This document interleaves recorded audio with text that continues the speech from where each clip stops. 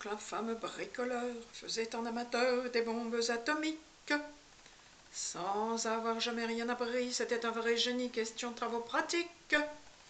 Il s'enfermait toute la journée au fond de son atelier pour faire des expériences. Et le soir, il rentrait chez nous et nous mettait en transe en nous racontant tout.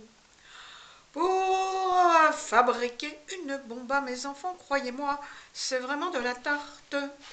La question du détonateur se résout en un quart d'heure, c'est de celle qu'on écarte. En ce qui concerne la bombache, c'est pas beaucoup plus vache, mais une chose me tourmente, c'est que celle de ma fabrication n'a qu'un rayon d'action de 3,50 m. Il y a quelque chose qui cloche là-dedans. J'y retourne immédiatement.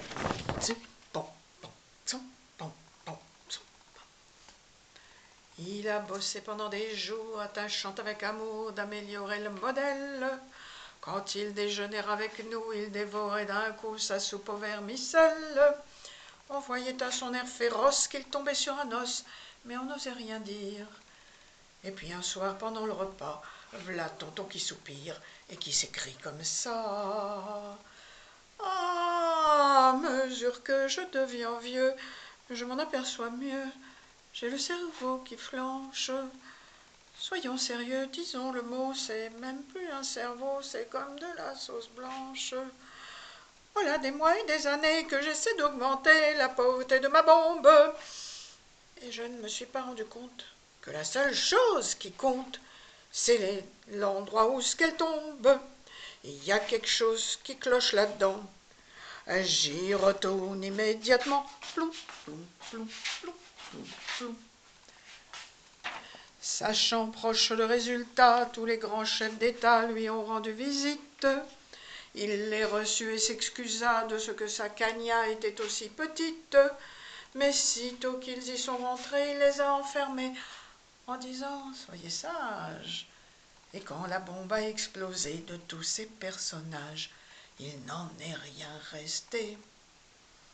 Tonton, devant ce résultat, ne se dégonfla pas et joua les andouilles.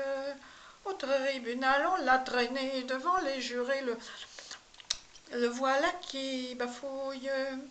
Messieurs, c'est un hasard affreux, mais je jure devant Dieu, en mon âme et conscience, en détruisant tous ces cerfs tordus, je suis bien convaincu d'avoir servi la France. On était dans l'embarras, alors on le condamna, et puis on l'amnistia. Et le pays reconnaissant l'élut immédiatement chef du gouvernement. Poésie.